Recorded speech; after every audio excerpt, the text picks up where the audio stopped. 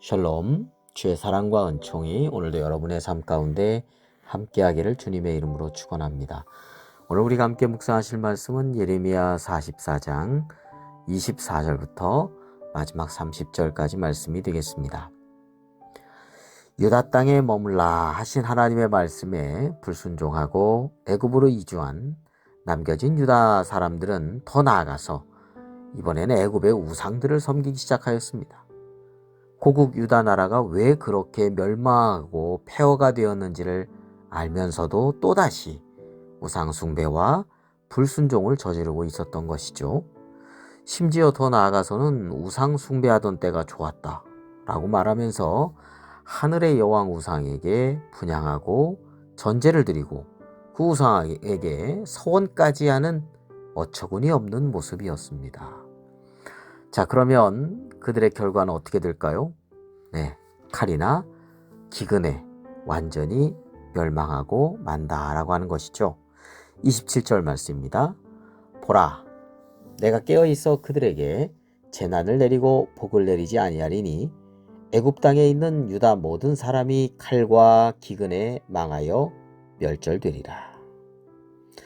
망하고 또 정신 차리지 못하고 애굽에 가서도 우상 숭배하면서도 하나님의 말씀을 불순종하고 결국은 멸절되는 안타까움을 보게 되죠. 하나님께서는 다시는 여호와의 이름을 부르면서 맹세하지 못하게 하셨습니다. 그리고 그들이 우상에게 서원하는 것이 성립하는지 아니면 하나님의 심판의 말씀이 이루어지는지 보자, 이렇게 말씀하시죠. 28절입니다. 그런즉 칼을 피한 소수의 사람이 애굽 땅에서 나와 유다 땅으로 돌아오리니 애굽 땅에 들어가서 거기에 머물러 사는 유다의 모든 남은 자가 내 말과 하나님의 말씀이죠. 그들의 말, 남겨진 유다 사람들의 말 가운데서 누구의 말이 진리인지 알리라. 누구의 말이 진리겠어요? 당연히 하나님의 말씀대로 이루어진다는 것을 강하게 이렇게 말씀하시는데, 이렇게 표현하신 것은 하나님께서 그만큼 진노하셨고 또 하나님께서 심판하신다라고 하는 것을 내포하는 그런 의미를 가지고 있다고 하겠습니다. 결국 하나님께서 재앙의 심판을 내리심을 그런 것을 증거로서 이제 말씀하시는데요. 이런 재앙의 심판이 내린다라고 하는 증거를 말씀하십니다. 그것이 바로 이제 그 이어서 나오죠. 다름 아닌 이 애굽의 바로, 애굽의 왕을 바로라고 하죠. 애굽의 바로 호브라라고 하는 왕이 있었습니다. 자, 근데 그 호브라 왕이 그의 원수들에게 넘겨지게 되는 것이 바로 표징이다, 그렇게 말씀하십니다. 자, 애굽의 호브라 왕은요, 주전 589년에서 570년까지 19년 동안 다스렸습니다. 그러니까 예루살렘이 멸망하는, 유다가 멸망하는 때가 586년이니까 멸망하기 몇 년 전에 재위를 했죠. 그래서요, 유다의 마지막 왕 시드기야가 애굽의 구원병을 요청하였을 때 애국군을 이끌고 출정했던 적이 있었습니다. 자, 그러나 오늘 본문의 표징대로 이후에 리비아에서 군사적으로 패배를 했고 또 애굽 내에서 내란이 일어났습니다. 그래서 주전 570년에 죽고 말았어요. 이런 혼란한 틈을 타서 느부갓네살 왕이 568년에서 567년에 침공을 하였죠. 이런 모든 일련의 말씀들이 다 예레미야의 예언대로 그대로 성취가 되었습니다. 자, 29절 30절 말씀 보겠습니다. 여호와의 말씀이니라. 내가 이곳에서 너희를 벌할 표징이 이것이라. 내가 너희에게 재난을 내리리라 한 말이 반드시 이루어질 것을 그것으로 알게 하리라. 자, 재난으로 말미암아 심판하시는, 그렇게 벌을 내리시는 표징이 있다는 거예요.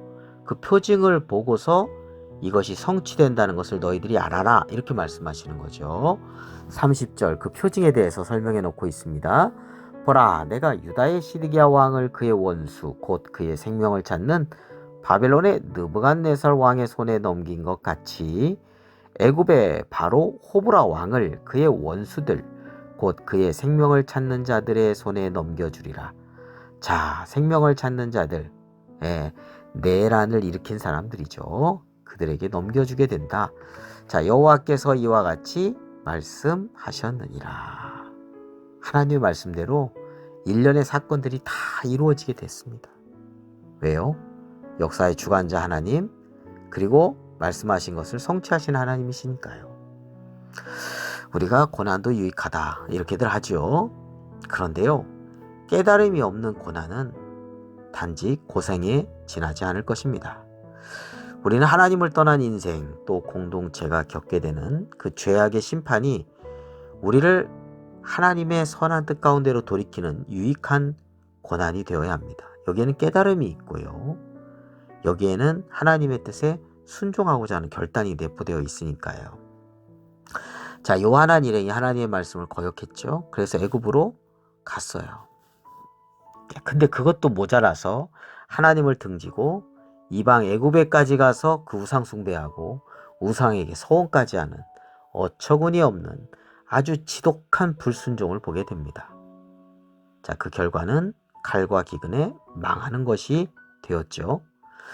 역사의 주관자 하나님이심을 우리는 다시 한번 깨닫게 됩니다.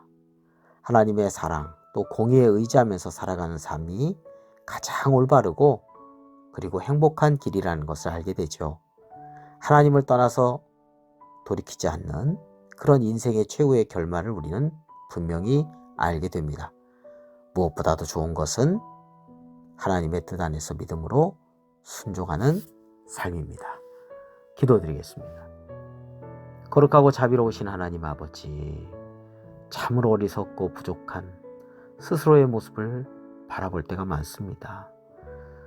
쓸데없이 지독한 고집으로 하나님을 거역하면서 살아가지 않도록 인도하여 주옵소서. 하나님의 말씀을 생각하면서 나의 고집이 아니라 주님의 뜻을 깨닫고 믿음으로 순종하는 삶이 되도록 인도하여 주옵소서. 예수 그리스도의 이름으로 기도드립니다. 아멘.